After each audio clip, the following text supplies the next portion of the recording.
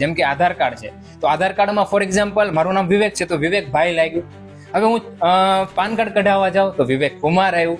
હવે ત્રીજું document government મને ઇસ્યુ કરશે ઇલેક્શન કાર્ડ. આ બંને ડોક્યુમેન્ટ લઈ હું ઇલેક્શન કાર્ડ કઢાવવા માટે જાઉં, તો એમાં તો કંઈક અલગ, એ લોકો અલગ જ નામ આપે. અને બીજી મારી ક્વેરી કાઢે કે એકમાં તમારો ભાઈ છે, એકમાં કુમાર છે, એ તો રિજેક્ટ કરશે. અને જો લીધું તો એ લોકો કંઈક અલગ જ નામ છાપીને આપે છે. તો આમાં લીગલ રિફોર્મ કઈ રીતે લાવવું? આપણે યુનિફોર્મ એ રાડો પાડી આ દેશમાં યુનિફોર્મ કઈ છે જ નહીં. યુનિફોર્મ એટલે એક સમાન. એક સમાન કઈ નથી. વન નેશન વન ચલણ વાતો છે, તો વન નેશન વન કાર્ડ હોવું જોઈએ, આવું મારું માનવું છે. કે ભાઈ એક જ કાર્ડ, એમાં તમારા આધાર કાર્ડનો નંબર છાપી દો, એમાં પાન કાર્ડ નંબર છાપી દો, એમાં ડ્રાઇવિંગ લાયસન્સ છાપી દો, એમાં જ પાસપોર્ટ છાપી દો.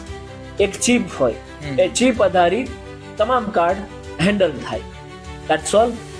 એ જ કાર્ડ ઉપર એક જ નામ હશે, એક જ એડ્રેસ હશે, એક જ મોબાઈલ નંબર હશે, તો ઇઝી ટુ એક્સેસ, લોકો માટે કન્વિનિયન્સ. તો એ સરકાર નહીં કરે. શા માટે નહીં કરે? કારણ કે એ કરવાથી એમને ઘણા બધા સો એનસો નુકસાન છે. અને જો બધું જ સરખું કરી નાખશે તો આ લોકો ધક્કા ખાતા બંધ થઈ જશે.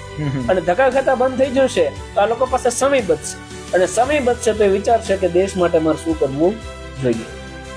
તો બસ આજની સરકાર એ જ ઈચ્છે છે કે કોઈ પણ સામાન્ય નાગરિક એ વિચારે જ નહીં કે દેશ માટે આપણે સારું શું કરવું જોઈએ. એ બસ લાઈનમાં જ ઉભો જોઈએ, ધક્કા જ ખાવો જોઈએ કે આ જન્મ તારીખના દાખલામાં નામ સુધારવા લાઈનમાં ઉભાનું, કે આધાર કાર્ડમાં ઉભાનું, કે પાન કાર્ડમાં ઉભાનું. વન નેશન વન કાર્ડ એ ક્યારેય બનશે નહીં. હકીકતમાં બનવું જોઈએ. એનાથી જાહેર જનતાની સુવિધા મળશે